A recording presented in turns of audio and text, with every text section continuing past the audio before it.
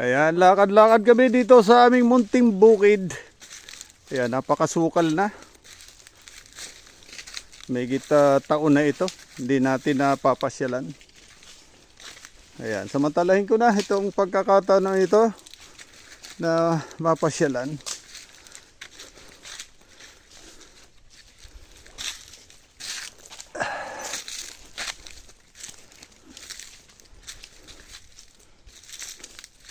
Marami bang inugang bayabas natin ngayon? Wala.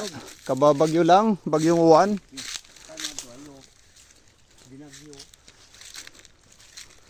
Ayan.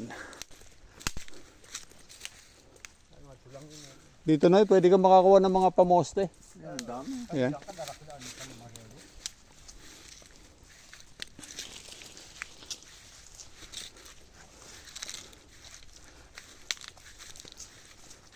Nahirapan tayo maglakad, maputik ang daan. Maulan ngayon dito sa amin, sa Bicol.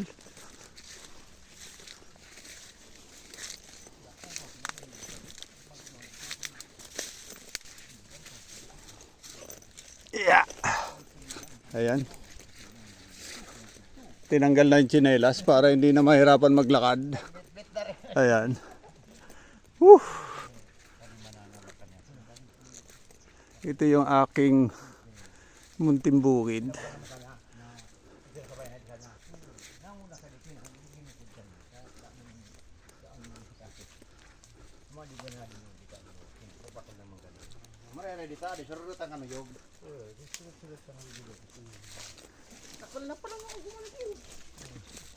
Ito rambutan, oh.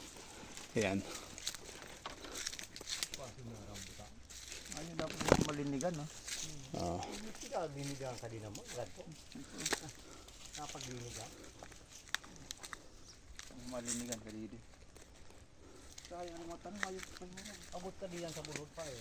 Abot ka diyan, buslay ka dito. Kading ganado, buslay ka dito. Ganado ki manisyo.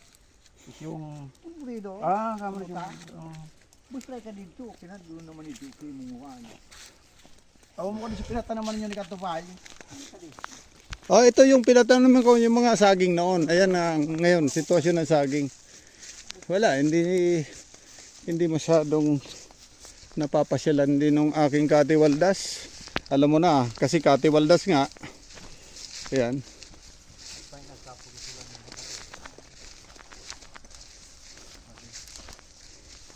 Ayan ay ang ganyang gilid na yan. Sa atin pa yun. May ano, lamberman.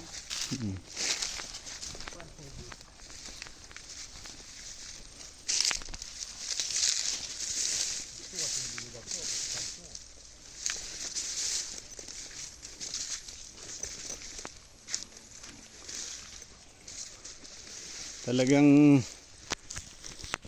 maputik pa. Ayan, hirap tayo maglakad ngayon. Madulas.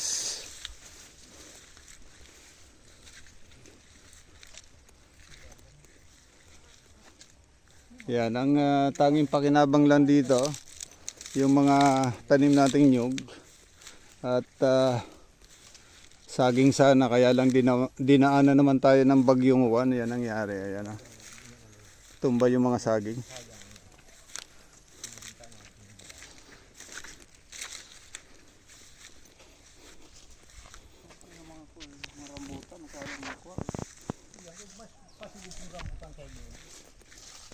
Ayun, hanggang doon sa kabila. May gilid. Yung uma na yan. Sa gilid Pala yan. Hindi kasama yan. Yung tawid na yan, may halos 1 hektarya din yan sa kabila. Puno ng rambutan doon. Kabila. Ay katong saloyo pa salog pa kato. Alin? Say mo pa katong saloyo. Ayan yung one. May bakod dyan. Parang letter V. Pag ganun. Kading umasa na kandi kay ba? Yan. Sa ating ba yan. May bakod dyan. May bakod kabilaan. Yan nangyari sa mga saging.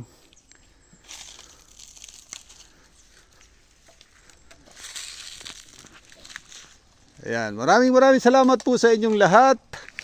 Ayan. God bless po sa ating lahat. Diyos mabalos.